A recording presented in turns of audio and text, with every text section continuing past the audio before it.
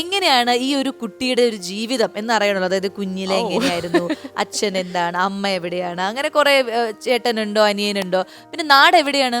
ഇപ്പൊ ഞങ്ങള് തൊടുപുഴയാണ്. ഇപ്പൊ തൊടുപുഴയാണ്. അപ്പൊ എനിക്ക് ഒരു 15 മിനിറ്റ് യാത്രയിൽ ഞാൻ അവിടെ എത്തുന്നതായിരിക്കും. ഓക്കെ, എന്താവശ്യം ഉണ്ടെങ്കിൽ എന്നെ വിളിച്ചാൽ മതി. തീർച്ചയായും.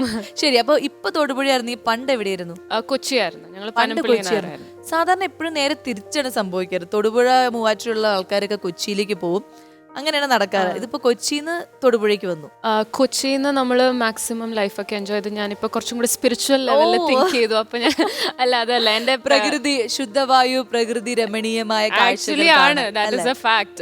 ഞാൻ എന്റെ അച്ഛന്റെ പേരൻസ് തൊടുപുഴ, അച്ഛന്റെ സ്ഥലം തൊടുപുഴയാണ്. അവര് പ്രായമായപ്പോ അവർക്ക് ഒറ്റയ്ക്ക് മാനേജ് ചെയ്യാൻ പറ്റാണ്ടായി. അപ്പൊ ഞങ്ങൾ അങ്ങോട്ട് മൂവ് ചെയ്തു, അങ്ങോട്ട് പോയി. ഞാൻ ഒരുപാട് ഇവിടെ വന്നിരിക്കുന്ന സെലിബ്രിറ്റീസിന് ഇന്റർവ്യൂ ചെയ്തപ്പോൾ അവരെല്ലാവരും പല ജോലി ചെയ്ത് അങ്ങനെയൊക്കെ വന്നവരുണ്ട്. ഇപ്പൊ ഡോക്ടേഴ്സ് ഉണ്ട്, എഞ്ചിനീയർ, അങ്ങനെയുണ്ട്, ടീച്ചേഴ്സ്, എല്ലാവരും ഉണ്ട്. പക്ഷേ ഈ എന്താ പറയാ, പെട്രോള് കുഴിച്ചെടുക്കുന്ന ഒരാളെ ഞാൻ ആദ്യമായിട്ടാണ് നേരിട്ട് കാണുന്നത്. അതും ഒരു നടി. കാരണം നമുക്കറിയാലോ, പെട്രോൾ എന്ന് പറയുന്നത് നമുക്ക് അത്രയും ആവശ്യമുള്ള കാര്യമാണ്. അതിനാണെങ്കിൽ വില ഇങ്ങനെ കൂടിക്കൊണ്ടിരിക്കുകയാണ്. അപ്പൊ ഈ പെട്രോൾ കുഴിച്ചെടുക്കുന്ന എല്ലാ ദിവസവും പെട്രോൾ ഇങ്ങനെ നേരിട്ട് എങ്ങനെ കോരിയെടുക്കുക? അങ്ങനെ വിചാരിക്കുന്ന പോലെ കുഴിച്ച കിട്ടുന്ന സാധനമല്ല പെട്രോൾ. ഞാനിപ്പോ പഠിച്ചത് ഇലക്ട്രോണിക്സ് ആൻഡ് ഇൻസ്ട്രുമെന്റേഷൻ ആണ്. അത് എനിക്ക് അമൃതയായിട്ടൊരു കണക്ഷൻ ഉണ്ട്. ഞാൻ ബാച്ചിലേഴ്സ് ചെയ്തത് അമൃത ബാംഗ്ലൂരിലാണ്. അമൃത വിളിച്ചപ്പോ ഐ വാസ് ഹാപ്പി. അപ്പോൾ അത് കഴിഞ്ഞിട്ട് 4 വർഷം അത് പഠിച്ചെങ്കിലും എനിക്ക് ഇലക്ട്രോണിക്സ് ആയിട്ട് കണക്ഷൻ വന്നില്ല, കണക്ട് ആയില്ല ഞാൻ. അപ്പൊ എനിക്കൊരു ഓപ്പർച്യൂണിറ്റി കിട്ടി ഇങ്ങനെ പെട്രോളിയം ബേസ് കുറച്ച് കോഴ്സസ് ചെയ്യാൻ. അതിൽ ജിയോളജിയും കാര്യങ്ങളൊക്കെ ഉണ്ട്. So I could relate better to geology and everything related to petroleum. അങ്ങനെ ഞാൻ അതിൽ മാസ്റ്റേഴ്സ് ചെയ്തു തുടങ്ങി. എന്നിട്ട് പക്ഷെ ജോലിക്ക് പോയില്ല. പെട്രോൾ കുഴിക്കാൻ പോയോ എപ്പോഴെങ്കിലും? ഇല്ല, കുഴിക്കാൻ പോവാൻ സമയം കിട്ടിയില്ല. അപ്പോഴാണ് പൂമരത്തിന് വിളിച്ചത്.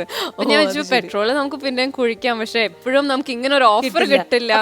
ഫാമിലി എന്താ പറഞ്ഞത്? അതായത് അച്ഛനും അമ്മയ്ക്കൊക്കെ പഠിച്ച് ജോലിയിൽ അങ്ങനെ തന്നെ കാണാൻ ഇഷ്ടമുള്ളവരായിരുന്നോ?